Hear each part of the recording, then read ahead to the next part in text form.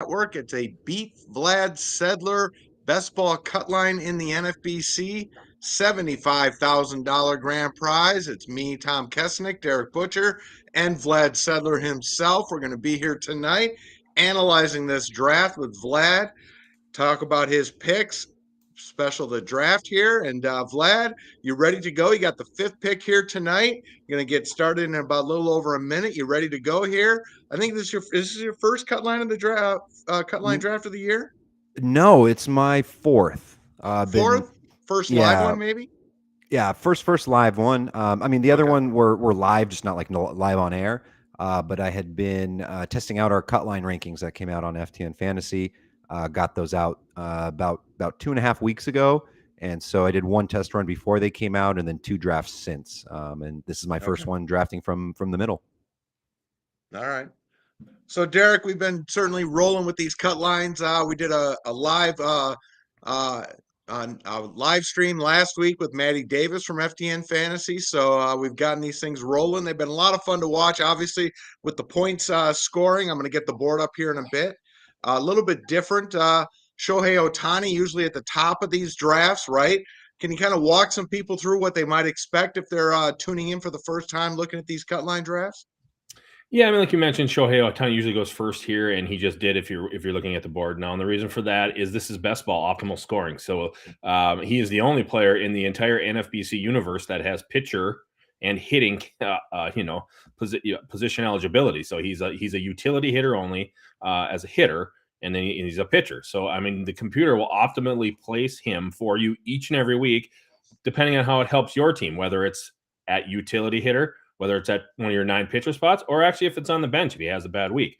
Or it could be he could be the utility for one guy, but could be a pitcher for somebody else in a different league, because that's how he would help you. So that's why Ohtani goes first here. To me, it's a slam dunk. It was a slam dunk last year as well. And there's other leagues I wouldn't take him, not even close to that high. But in this one, it's a no brainer to me. Again, we use points scoring here, so we don't do our traditional NFBC 5x5. So you'll see people move around. I mean, you don't necessarily have to have stolen bases or saves here. It's not an overall. It is an overall competition, but it's not, like I said, it's not roto. So it's a lot of times people do not always care about saves and or stolen bases. It does kind of favor some power hitters in my estimation, guys that can get on base, don't make as many outs, because you actually get a -1 for at bats, regardless if you get a hit in the at bat or not.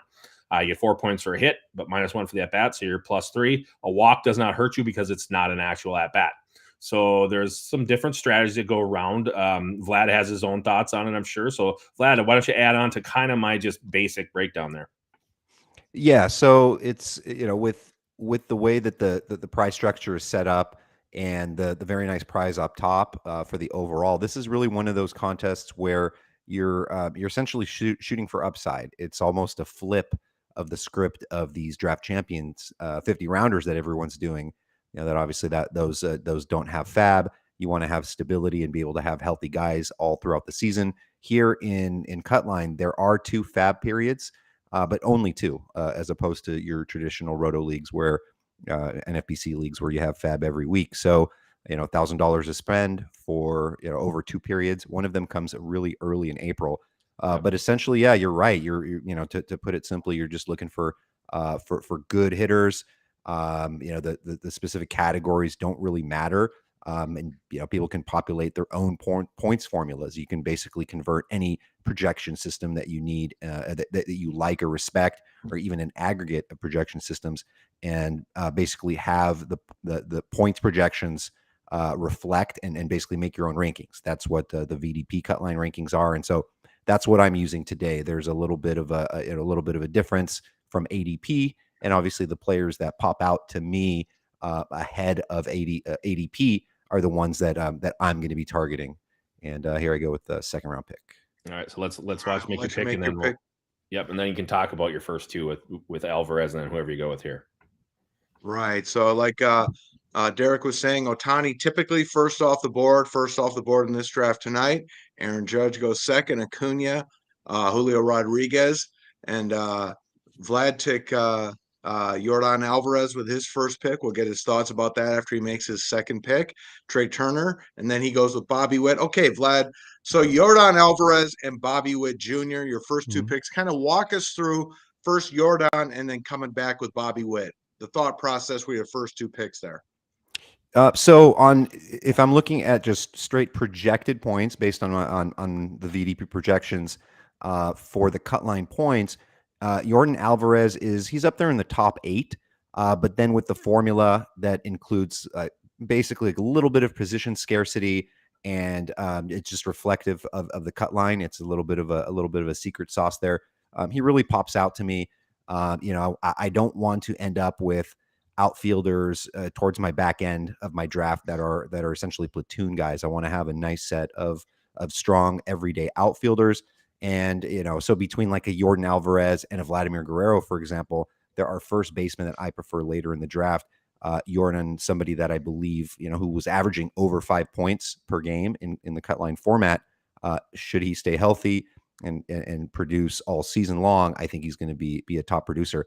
Bobby Witt's a tough one because his ADP is around a little bit higher than where I took him, or a little lower than I took him. I took him at 15. His ADP is around 12. I actually have him valued somewhere around 18. But what I do like here is the multi-position eligibility. Of course, since this is a best ball format, you just never know what the optimal scoring will be for the day. And it's nice to have that comfort where if my third baseman, my second third baseman goes off, I can have Bobby Witt cover shortstop for that day and basically optimize the points for that day at another position. So I do like the multi-position guys. For sure. And let's mention, I was just going to say we were 22 picks in before we had a pitcher, if you're not necessarily counting Ohtani. So Garrett Cole, first pitcher off the board, 23rd overall. We don't see that in any other types of drafts. But you do see it in the cut lines. I don't know if we've got to 23rd at any point this year. It usually seems like somebody goes in the second round. But Vlad, your thoughts on pitchers in this format? Yeah, I mean, in general, you do want to have a nice set of pitchers. It's a deep enough draft. It's 420 total players, 42 rounds. So of those 42, I usually want to have around, I think, if I recall correctly, between 16 and 18 pitchers. It could be a mix of starters or closers. I'll usually just pick up the closer value as it comes. I won't go out of my way for a closer. If one falls far enough, I'll take it. Let me make my pick here real quick. Sure. Yeah, I was actually just going to add to that, Darik. I'm looking at some the most recent, like the last 7 Cutline drafts, and if you exclude Ohtani, of course, the first starting pitcher off the board is Garrett Cole, and he is like the 23rd overall player Awesome. being taken Wow, in the right Cutline. there, So he's in this draft right here. He's right on the nose.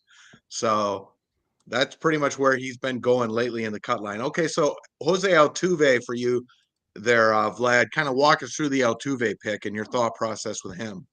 So I was considering jumping a pitcher early. I usually don't take my first pitcher around here. I do like to load up on bats and cut line. I believe there are enough pitchers in the 80 to 150 overall range where I can dig into those guys later. But I was considering Corbin Burns there. At the end of the day, I think I'm a little partial to the mini stack, the Yordan Alvarez, Jose Altuve. I guess they'll essentially be hitting close to one another in the lineup, first and third, and maybe just get a little magic at the right time when you need them, kind of towards the end of the season. Cutline does not run through the actual last day of the season, but I think a few weeks before then. So the team obviously isn't going to be resting if they're already in the playoffs. Hopefully they'll have a nice schedule, full bore, and those two guys will be able to produce when I actually need them. So basically just a little bit of pairing, and also second base is to me a position I usually want to prioritize. Yeah, real quick there on Vlad's point, the Cutline does end 2 weeks before the end of the MLB season, and the first portion ends at the All-Star break. So you need to actually make the final, the final 5, the top 2 get into the championship round, the top 3 from the league the next 3, get into the wild card round. And the bottom 5 teams do not go anywhere. So half the league is done, or half the contest is done at the All-Star break. So it is important to make it through. Anything can happen after you get through. You just got to get through. So that's a big deal. Yep. All right. So again, and there we go. Corbin Burns, 33rd pick off the board, second pitcher. So again, excluding Ohtani, who will slot in as a pitcher at various times in this best ball format. Only 2 yellow stickers, 2 starting pitchers off the board, which again, we're seeing this, we're seeing it in certainly in the RotoWire contest, but also in this contest as well, just people laying off pitchers.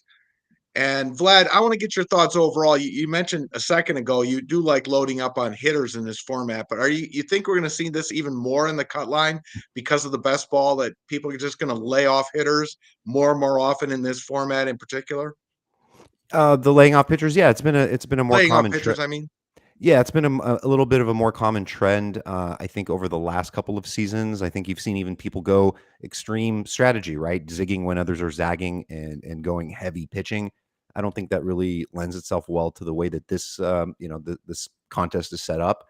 But yeah, I mean, there is some value to kind of being, to being different. So I understand that, but yeah, I think that's what you're going to kind of see is people laying off pitching for the most part early on. Yeah. And you're on the board. And of course, Jacob deGrom goes right there, just as I'm talking about people laying off starting pitchers. There's one off the board there. That's always an exception. Perfect format for this guy. Right. Exactly. But thank you for not taking a starting pitcher and keeping me on my game here. Matt Olson. Why Matt Olson there? I mean, I'm looking for bats that hit the ball hard and produce, guys that can give me 200 plus combined runs and RBI and in great lineups, right? So now I have exposure to the Astros and the Braves, two of probably, the highest scoring teams that will score over 750 runs combined, most likely. It's a short list of teams. So you got those, and I guess Bobby Witt doesn't necessarily fit that mold, but hey, he's only had one season of a track record, right? I mean, if he hits, it gets you 275 plus and produces in the middle of that lineup and goes 25, 30, he should be able to pay off that price as well. Yeah, no question about that. All right, so now we start seeing a little bit of yellow coming off. Alcantara, Strider, McClanahan in a row. We'll start seeing this is where they start coming, round 5, 6, 7. So they'll be yellow. But is there any? So now you've got 4 core hitters, like I would call them, whatever you want to call them, right? I've kind of last year I looked at I haven't looked really necessarily at the FTN cut line projections yet. I looked last year right away, and you guys had hitters just littered throughout the top 80. There might have been, I don't know, 5 or 6 pitchers. Is that what it looks like this year? Not that you have to give anything away. I mean, that's behind a paywall and whatnot. But still looks like. No, it's fine.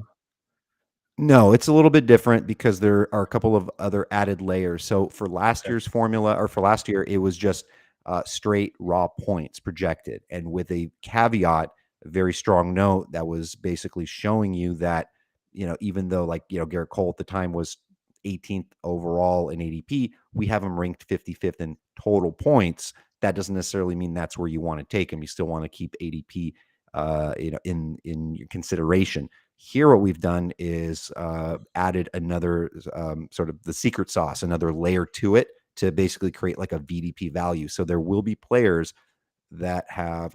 Let me make my pick real quick. That's great. That's awesome. What he's speaking of there is, like you said last year, it just kind of gave you a points number, but it didn't really necessarily take into account, like you said, value drafting or position scarcity as much. So after he makes his pick, he can discuss his pick, but then even keep going on from there. I like that. I'll have to check that out soon.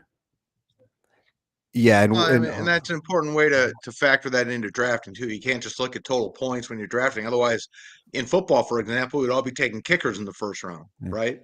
That's just not how you draft. You can't just look at pure points. You have to look at where players are going to be slotted into your draft. Yeah, all right, so there you go with your first starting pitcher. Yeah, and I was going to say it's a little bit of it's interesting sort of thing to navigate too, because we also have to figure in what we also did was figure in strength of the multi-position players. Yeah. So, somebody like Brandon Drury, who, although, we don't know if he's going to be a full-time bat. You look at projection systems across the board. He projects as, maybe for I was like 120 games or something across the board. He could end up with full-time at bats. But what happens is a lot of players in this format, they overvalue the multi positions. Like, oh wow, he's eligible 3 positions. I've seen him been taken at 50th overall. which, you still have to factor in the fact that it's Brandon Drury, most likely not going to hit 27 home runs again, and maybe not playing full time. So there needs to be some adjustment, some balance between, his price, the multi-position. And so all of that is sort of factored in. But yes, if you do have two guys that are close to one another in points, like, say, for example, like a Rowdy Tellez versus a Joey Meneses, let's say those two guys are similar, you got to give Meneses a little bit of a bump because of the two positions of eligibility. For sure. Yeah, that's a good point.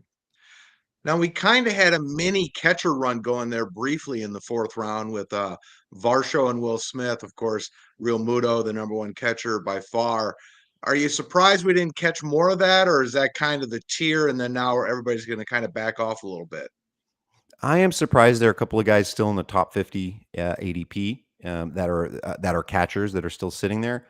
I'm surprised they haven't been taken. And usually people are pretty very catcher happy to me, it seems. So this is interesting that there are still a few guys there. So I'm pretty vocal about my usual strategy in Roto, where I'm typically not I'm not going to be a Real Muto in the second round guy in Roto. And I'm also, I'm always, I feel like I'm, one of my strengths is finding those mid-round or late-round catchers. Of course, I want to be careful there. I don't want to end up with like Austin Nola and Omar Narvaez. But at the same time, I'm looking to kind of get the value, the catcher that falls, as opposed to, paying up for one. Yeah. Yeah, and we see people use different strategies all over the place here for catchers in the cut. And one of the good players, John Statmiller, he swears by having three dominant catchers in this format most of the time, not every draft, but that was one of his things. I kind of like that as well. When I do these type of things, when I do like Raz Slam, I come out of there with in the last, I think we've done it 3 years now. I've either had three really, really solid catchers that I feel get a lot of playing time, or I have four. I just feel like you got to have two every week, and you don't want to be giving up. You don't want to be taking zeros or worse than zeros. You know what I mean? Sometimes zeros aren't bad for catchers, but you do like to score positive points there. So I can see, if these guys, like you're saying, and even in Roto, you like to take the guys that fall to you. But here, if guys start falling, I agree with you. There are some guys that I might have taken already that are sitting there. So we'll see what happens when it gets to you. But I don't want to say anybody's name, but. No, I don't. Yeah, I'm with you, Darik. When I do Raz Slam, I overdraft catchers compared to Roto leagues where I typically back off. Like in our GTD auction that we're going to do in a few weeks, I'm not going to be after Real Muto. I'm going to be a $1, $2 catcher guy. That's what I always do. But in the Raz Slam, I'm going to be jumping on catchers. I'll be going after the Will Smiths of the world and the Varshows. I won't probably be after Real Muto, but that I'll be in that tier, the tier we're seeing now. Yeah, and for real quick, Raz Slam is basically a mirror. It's a free industry contest, but it's a mirror of this Cutline. It has 12 teams instead of 10, but it's basically the same exact format. Yep. Yeah, and I'm also, with catchers, I agree with you, Darik. I want to definitely have four on my roster. I don't want to be taking zeros anywhere. So it's, definitely about there. I think this year, obviously, catcher appears to be deeper than we've ever seen it. Yeah. You're gonna have guys hitting in the middle of the lineup, and guys going after 100 ADP in most traditional formats that are I mean. Okay, I'm make my pick here real quick while you guys talk. Yep. And again, now we're seeing more and more yellow off the board here. Obviously, more people getting starting pitcher. I think everybody's got at least one. No, one team 4, I think, right? Team 4, Team 4, the only one without a starting pitcher at this point. So we'll see if he takes one in this round or coming back. But everybody's got at least one besides him. With Team 7 now with Rodon off the board. So I mean, I think know. that's the one thing we were talking about. There's and there you go with your catcher. Yeah. I don't know if something happened to him, or I don't know why he's still there on the board. So he's crazy. Very nice pick. I love that. That's the guy I would have taken picks ago. So. And there we go. So everybody's got at least one starting pitcher now. And that's something we were talking about with Matty last week, Vlad. If you are going to be one of those teams that's going to just load up on offense, it becomes kind of a chicken game. I mean, how long do you want to wait before you do take at least one starting pitcher? I mean, there was I think one team last week that waited till like round 9 or 10 before they took their first starting pitcher. I mean, you can't. At some point, you got to take. You got to start getting some, right? Yeah, but I think it's fine, and a lot of people are volume drafters. So if you bought the the 9-pack of cut lines, you may want to mix up your strategy a little bit. And I would definitely do one where, yeah, I would absolutely wait quite a while, and then just after round 8 or so, just really kind of hit the pitchers hard, go shopping. But it's also a matter of your own personal like tier drop offs, right? Like knowing the players that you want, the ones you feel comfortable with. I think the one thing one should never do is draft players you don't like, right? Just because they're this person's fallen past his ADP. Because I think everyone that's played for a long time kind of knows that game. If you are if there's a player constantly falling past ADP, chances are it's not always is the case, but like you may end up being the sucker in the room taking that player. Yeah. No, that's an excellent point. At some point, never ever draft a player you don't like. Doesn't matter how far they've fallen past their ADP. If you don't like him, there's probably a reason why everybody else in the room doesn't like him too. So that's an excellent point. And usually these are sharp rooms, so they know what they're talking about. Not always, but That's most right. of the time. Yeah. No, that's a good point. And Vlad, I mean, there's not to change the subject too much, but what are your thoughts on the Super Bowl this week, and what are you doing? Anything fun? Just having a couple friends over with kids my kids' age, and we're just gonna get some pizza for the kids, get some kebabs, and just try to watch it, as much of it as we can. Gotcha. You got a prediction? You know what? Super Bowl is the one thing I just this may seem weird. I do nothing for it. I just show up and watch it. Yeah. I bet nothing, no props, no anything. We have great coverage of it all for FTN, but it's just I'm already past the fantasy part of it. I'm like just so full bore in baseball, and I don't want to stress about the Super Bowl. I just want to enjoy it. But I will say that it's going to be a close game that goes down to the wire. If I had to pick a team, it'd be the Eagles. Gotcha. Tom and I are both on close games with the Chiefs, but yeah, I agree with you. Either way, it's going to go to the end, I'm pretty sure. I wish I lived in a state where I could make bets. It must be nice. I'm not in one. You do live in a state. You can drive to Green Bay and make bets. That's true. All right. It's like 50. It's a 50-mile drive. Okay. I drive 70 down to Iowa. I know. That's a good point. All right, Vlad's back on the clock here, so we'll. Okay, Tim Anderson. All right, Timmy Anderson. So Vlad, tell us why he is falling so far this year in every single draft, every single format. Yeah. Well, it's obviously the injury history over the last couple seasons. It's the low walk rate. It's the fact that he's kind of been annoying, I guess, this past year, right? Doesn't he had like some? I don't remember exactly what it was. I mean, I think everyone does that's watching, but like some, I guess, like just antics more so than usual. Maybe some of that is subconsciously a reason to maybe not trust him. But I think he's a fair pick for around where he goes.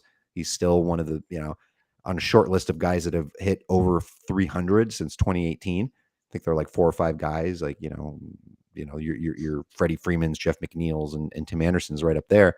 And there has to be some positive regression in this team. Hopefully they've replaced their training staff there, doctors and everything, so that these guys can actually stay healthy. But imagine Luis Robert, Eloy Jimenez healthy with Tim Anderson. There's a lot of upside, and I think people are kind of sleeping on the White Sox in general. Nobody really wants a piece of them, but it's going to be a new era post La Russa.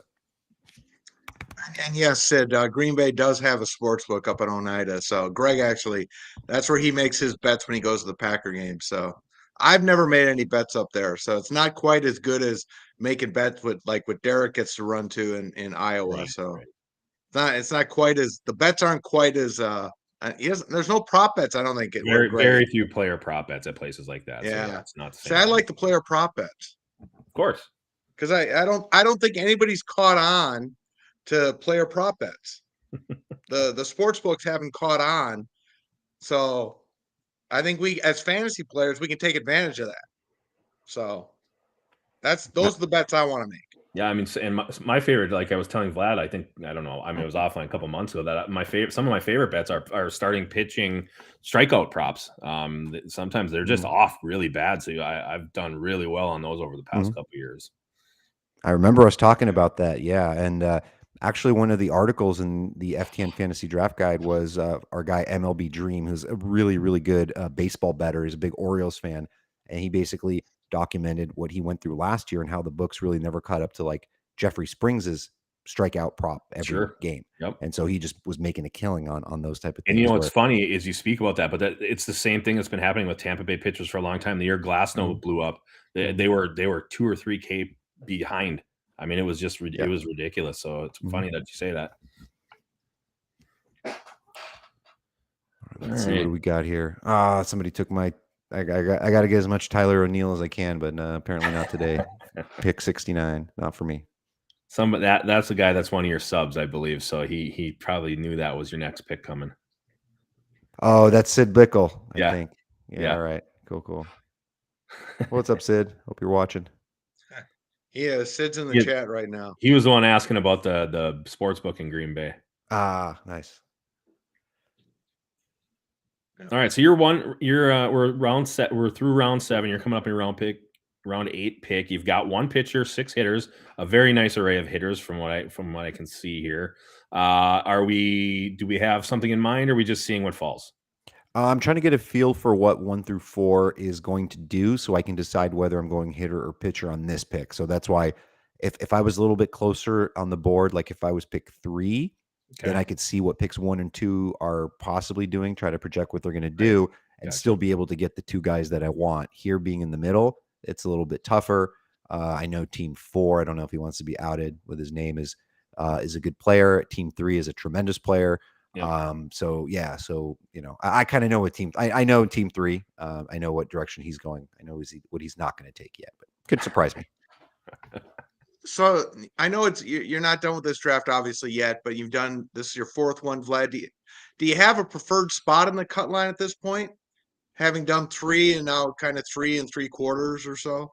Every draft is so wild, it's its own animal. I remember having a draft like the 9 or 10 and just kept getting just beautiful value every time, right? It's a matter of like who's in your draft, and we're in that that time of year right now in February where every cut line draft is going to have a couple of guys that love to draft cut line. You're not going to have as many people are like, oh, let me try this format.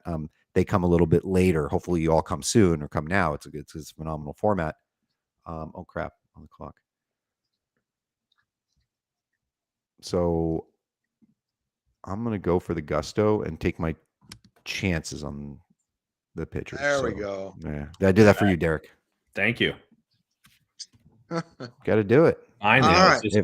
I was biting my tongue here, trying not to bring it up. All right. So give us the Buxton. The reason why of course, it's best ball. So Buxton best ball certainly makes sense. But yeah, is that the reason, because it is best ball? It's a part of it. I mean, if he gets hurt and he's out for an extended period of time, then I cut him. No big loss. I still have 40, 41 other players, and I'll probably grab somebody good off waivers. But if he's playing, he's going to be effective. He's going to score. He's going to be among the top, points per game guys. Yep. And especially if he can actually run a little bit. I don't know if he'll do that anymore, but that'll be fantastic. But you just look at the whispers are he's going to. Now, I don't know. Take that for what it's worth, but that's the whispers we've been hearing. Yeah, but like, just the power is insane. Like nobody, like if give me, let me see what the odds are for a Buxton home run, for home run prop for the season. That would be something I'm interested in, because he can absolutely, if I knew that he was going to play 150 games, be an easy bet. Yeah. Well, that's right at his ADP so far recently, right? The ADP is right around 75, 76. So it's about right where he's been going lately. Yeah, it makes sense. Yeah. As I said last week, he will run. He'll run right into the center field wall, so you can count on that. Yeah. I will say I've done 2 drafts this year. I do have him on both teams, so I'm between this year and last year, I'm still 100%. Love it. I had him like every year of his career for like the first 4 years. I got off that wagon after that. So the pick that was There's just only made, so much pain. There's only so much self-inflicted pain I can endure. The pick that was just made, Luis Castillo, is who I would have taken on the last round, and but I had to be tempted by the Buxton. But otherwise, yeah. So that's the guy I would have taken. So All right, you're back on the clock. let's do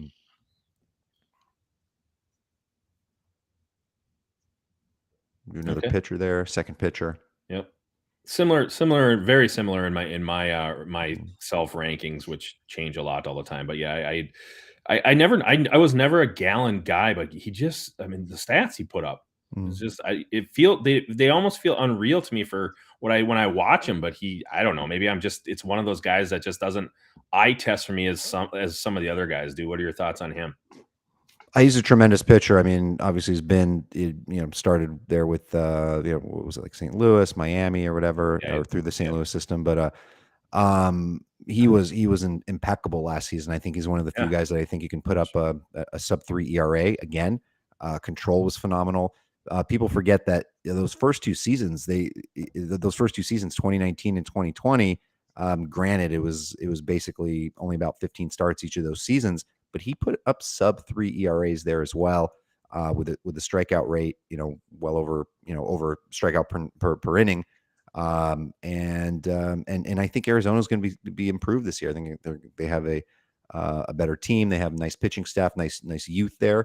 I think one of those guys is going to really emerge. And he's their ace. He's their leader.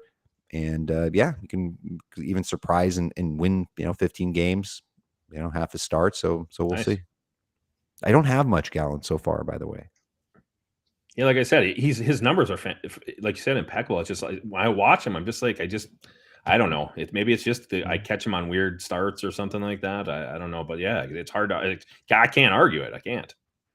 Yeah, and it was really, I mean, he was really kind of forgotten about because I think he was hurt in the beginning of last year in camp, and then the 2021 season was a mess for him, but he really was hurt all year, so that's why the numbers weren't as pretty. Your Dodgers made a big signing today, huh?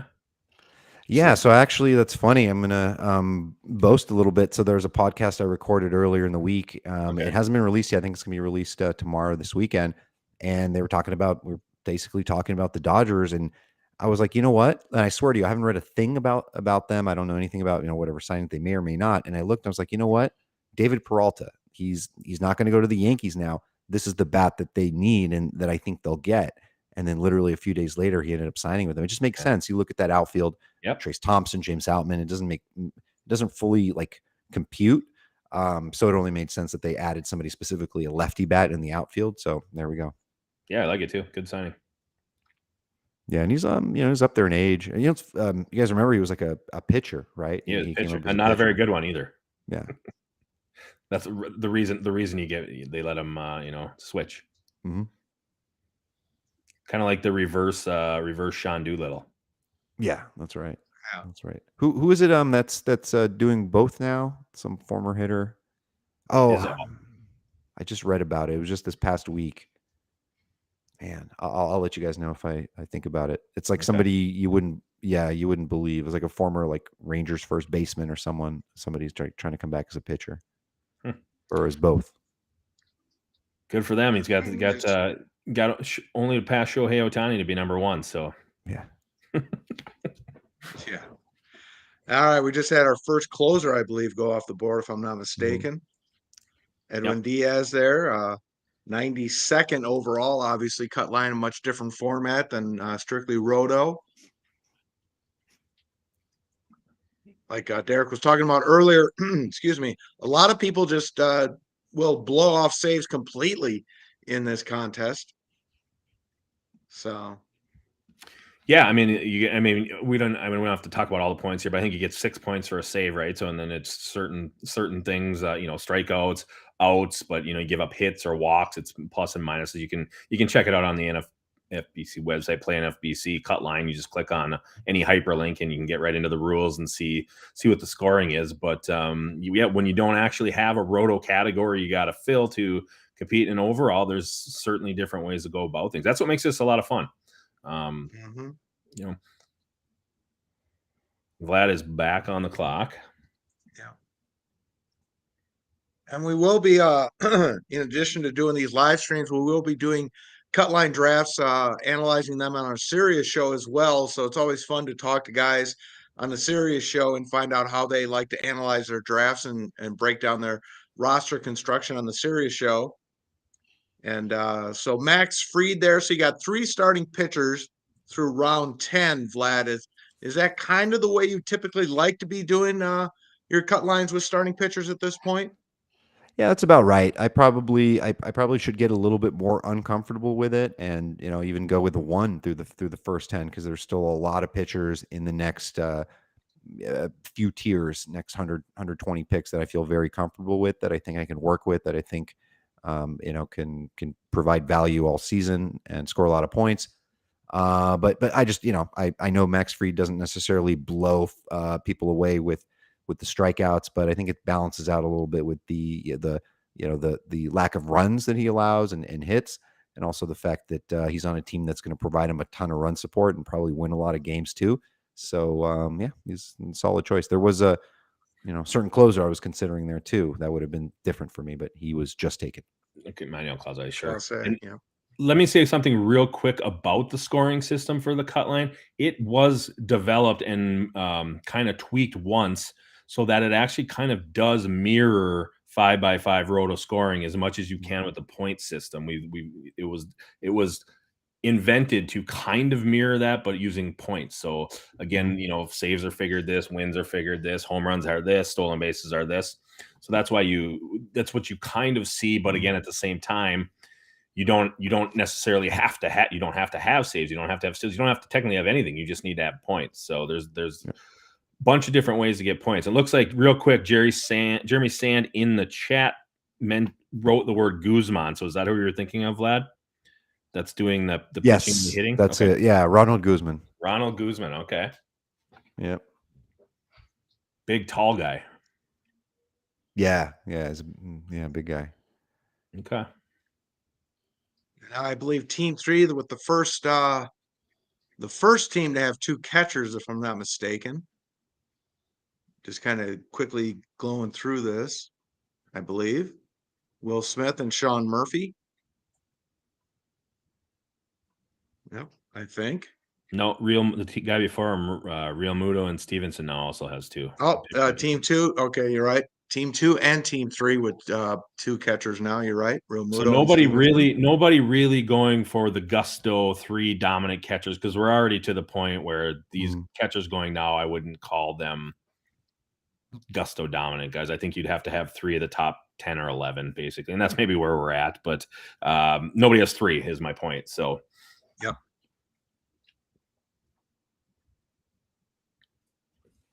So Vlad just takes Framber Valdez. Give us a 20-second spew on Framber.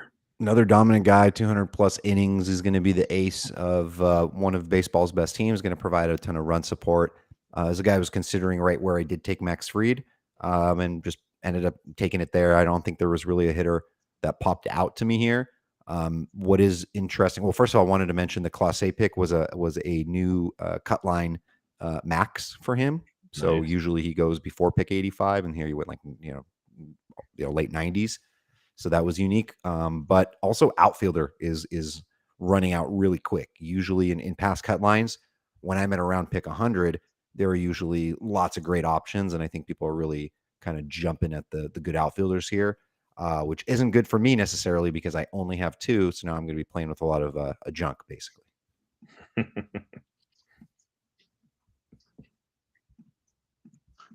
I don't think any of them listen. I don't think Ian Happ is watching the show at this hour. He probably watched last week with Matty Wood, but not this week. not with you.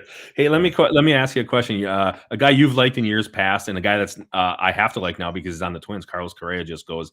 What are your thoughts on him? Like, do you think he's like kind of just an injury waiting to happen? Hopefully he's not, because we have Buxton as well. But you've kind of, it seems to me you kind of cooled on him. Not that you hate him, but it seems like you've cooled on him the past year or so. Yeah, I've cooled on him just because I just know that he's not going to run. Because of his his foot stuff or whatever. He just hasn't run in years. But he's just a very, very good, very polished hitter. Obviously, a much better. Everyone will tell you, obviously, it's a better real life player than fantasy player. But yeah, I feel like I kind of got the profit at the right time, like in the year where everybody was like, "Oh, there's no way he can ever stay healthy." that's the year I invested in him, and like, what was it, like 10th round pick and 12 teamers, paid off, and now I'm out. So yeah, I mean, there's always he's not a never, never Sure. say never. I would always consider him. I mean, the number 2 hitter in Minnesota, it's a good spot to be in. But again, there's, he is you can't you can't have everyone, can't love everyone. And he's just one of those guys I'm just kind of lukewarm on, right? I'm not going to go out of my way for him. Gotcha. Now we talk about how some teams don't care much for saves in this contest. Now, obviously, Team 9's like, well, I got one stud closer. Let's go after another stud closer. If you're going to do that, is that something you would try? Now, again, if you're, let's say you got multiple teams and you're just like, diversifying, even for that approach, is that something you'd want to try? Possible. I mean, it depends, because you're getting them now. What was it? Hader is now past Right. his Yep. his ADP, so it's possibly worth it. And especially if they're just going to get a ton of save opportunities, those guys are going to get a lot of strikeouts. That could work out. Plus, I know Sid is I believe a Milwaukee guy along with you guys, so I think probably loves Hader from his Brewers days. He is from Wisconsin, that's for sure. Yeah. All right. In for a penny, in for a pound, Sid. So real quick, just looking at the draft board, I don't see anything very out of the ordinary tonight at all. I don't see anybody pushed very high. I don't see anybody. I mean, you mentioned a couple of the closers fell, Vlad, but I don't see that as being all that crazy in any type of typical draft. So I don't think anything weird's going on here tonight. Yeah, pretty low. I think everyone's on. They're like, I'm on TV. I don't want to be the one everyone's talking about. So being streamed. All right, let me figure out what I'm going to do here. Real quick on these cut lines, currently they are at 3 p.m. Eastern, 9 p.m. Eastern, 11 p.m. Eastern every day. Soon we will be adding 7 p.m. Easterns, and then when we get closer to when we get to March, they'll be at 1 p.m. and 5 p.m. as well. So basically, every odd hour on the Eastern time zone is when you can hop into these cut lines. We still have slow drafts, which are 1 hour, 2 hour, 4 hour per picks. Those will be around still for a long time. The 4 hours get taken away first because they take longer than the 2, then the 1s, but you have plenty of opportunities to hop into this. Again, $75,000 grand prize. You can double your money winning the league.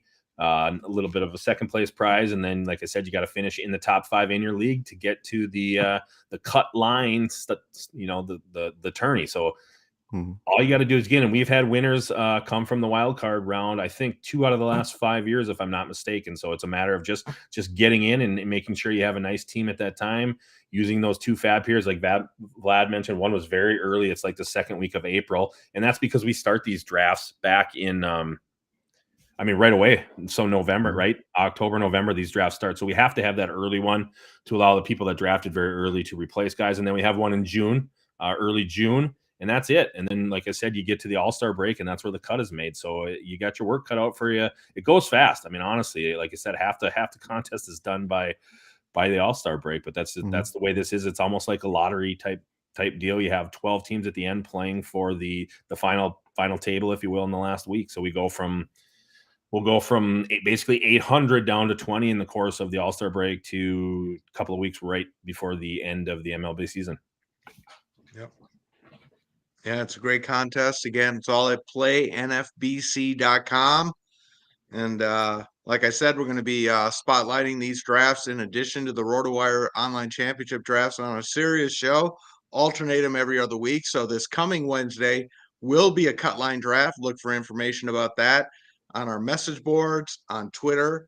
I'll get some stuff out there in a couple of days, let everybody know what draft that's going to be.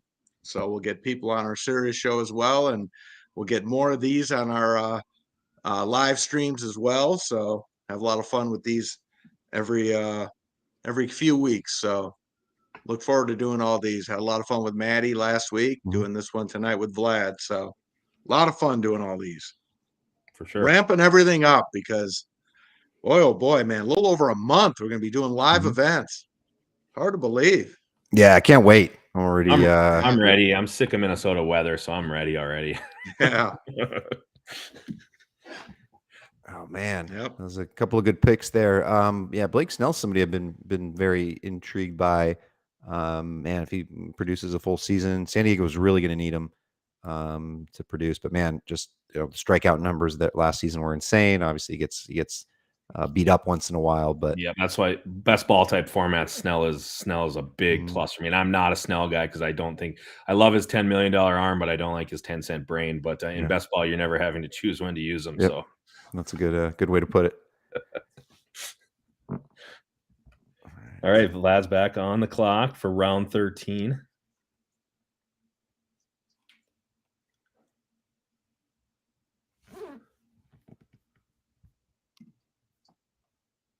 Yeah, he's definitely a best ball pick. There's no doubt about that. Being Blake Snell. All right, you can talk about Tellez, but I do want to ask you about Jake McCarthy because, like you said before, you're going to be forced into the outfield position. Were you happy with McCarthy digging deeper into the outfield spot? Not particularly. I mean, that's around where he pops up. He was one of the next few outfielders on my VDP rankings, and this is around his ADP. But I like to get deals at every pick. I hate to kind of pay retail. And yeah, there's been a big outfield crunch here because that's what people are prioritizing, and it's leaving me with scrap. So I don't really have a strong feel on McCarthy. There's a lot of players I feel very, very strongly about, whether that's good or bad. He's one of those guys that like something doesn't feel right about him that what he's going to be the number 3 hitter. For this That's guy what Rex roster lineup. resource has him. I was just going to say that, Yeah. and he was so helpful last year, right? I mean, when he Mhm. came up, he carried teams for a while. But I hear a lot of people saying, McCarthy could be the odd man out. They think everyone thinks Carroll's going to stick, and he obviously Yeah. probably should. But if he does struggle, and they have so many guys, even still they have so many guys with Lewis and. Mhm. So I've heard guys say that McCarthy could be the odd man out pretty quick if Corbin, Carroll does not struggle and with some of the other guys and Lourdes Gurriel there now. Mhm. I don't know. To me, man, he just was so good last year. And like you said, he's penciled to hit third right now. It seems like it would take a little bit more than a short leash to get Yeah. him out of there.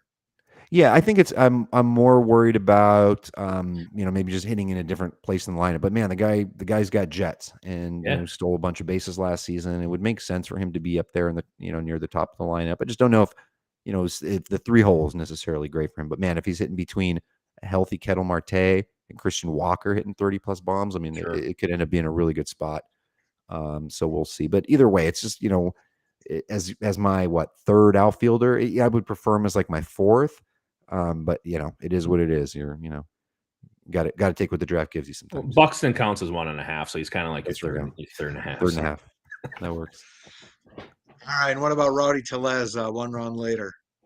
I'm just a big fan of Rowdy this year. I think I think he can hit more home runs than he hit last season. I think he hit for better average. Obviously, we don't care as much about the average specifically in this format.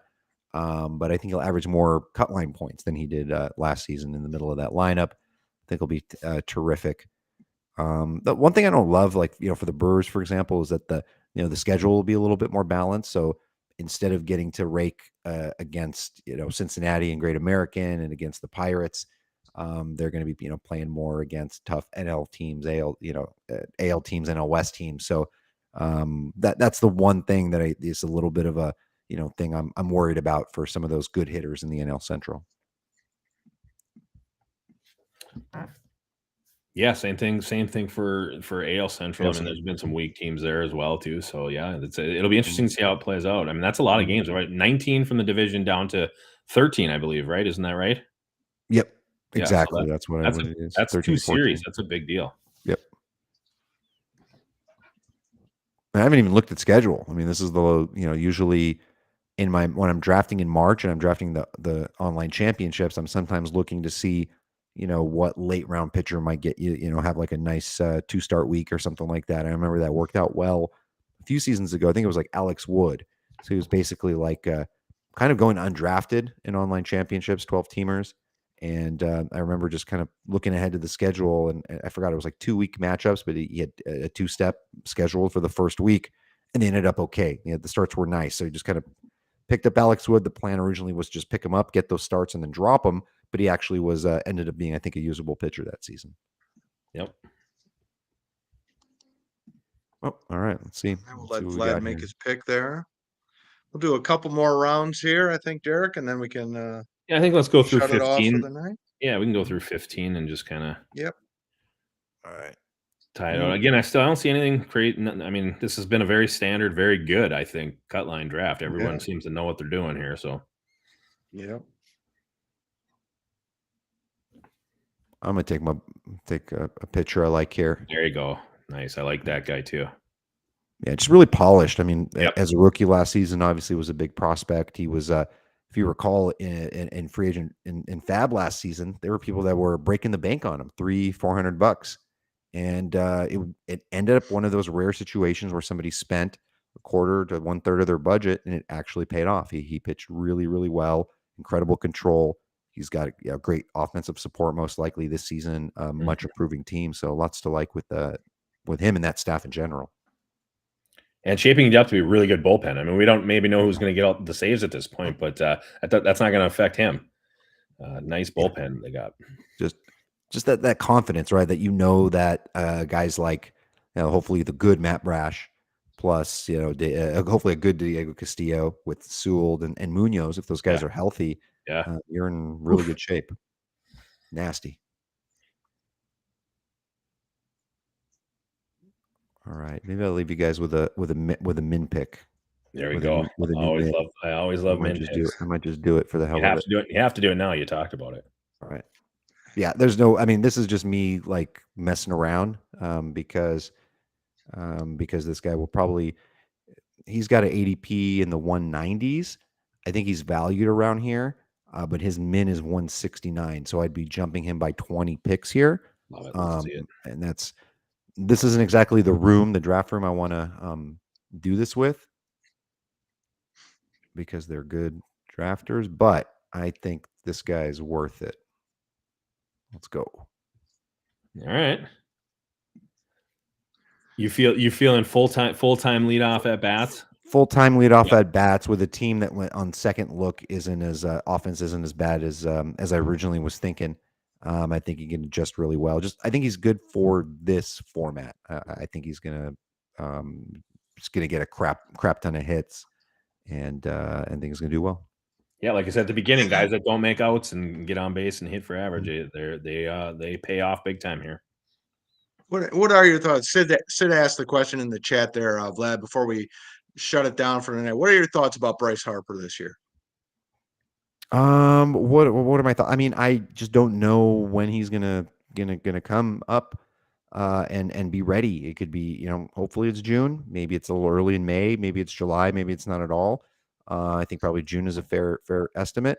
I have been stubborn. I've just not been drafting him because I just at least in for online championships, I can't hold a guy that to basically make my bench a 6-man bench. And then as soon as the season starts, someone else gets injured, and then another guy I want to hold. All of a sudden, I'm working with very little flexibility. So it's really tough for me to get him in that format. In draft champions, 50-round draft and holds, it's also tough for me because even once I'm interested in, someone's already drafted him. He's already been taken. I think that's maybe a format you can get away with it and hold him, and obviously you get an amazing bat. And then here, I mean, it's fine. I think in Cutline, this is probably a good place for him. You can wait and hold. It's just not somebody that I have been personally drafting, and it could end up completely backfiring on me. Perfect. So Vlad, for the 3 or 4 people that will watch us on our YouTube channel that don't have any idea where to find you, give them that real quick, and then for everybody else, tell them anything new you guys got coming out or anything like that. Oh, thank you. ftnfantasy.com, and that is the website. And we just got all kinds of wonderful stuff. A lot of it is very NFBC centric, specifically for this Cutline format, the points rankings that we have. And also actually just had my 12-team OC cheat sheet come out. So it's a nice little formatted thing that I update every week that basically you can just use to draft the 12 teams off of. We have 15-team rankings, cheat sheets, projections, great articles from the likes of, Matty Davis, Eric Cross, Michael Govier, lots of great people, and nice prospect and dynasty stuff as well, if you're into that sort of thing. So But as always, big fan of NFBC. Love to draft with you guys, and can't wait to see you in Vegas. All right, sounds good. All right, want to thank Vlad for joining us tonight. Again, guys, everything you want is at playnfbc.com. Check us out on our YouTube channel. We're going to have plenty of drafts, interviews. I know Greg did one with Andrew Geller today. Check that out. Subscribe to the channel. Check it all out, playnfbc.com. You can sign up for drafts that start as low as $50. Get into a best ball cut line. Join us in New York and Las Vegas for live events. Do anything that you want, drafts, auctions. We got it all at playnfbc.com. And if you missed it earlier, Vlad's taking the Eagles. Darik and I are taking the Chiefs on Sunday. Again, thank you all for joining us tonight. We'll let Vlad get back to his draft. Good luck in the draft tonight, Vlad. Thanks again for joining us. Good night, everybody. All right, we'll do another one soon, Vlad. Sounds good. Thanks, guys.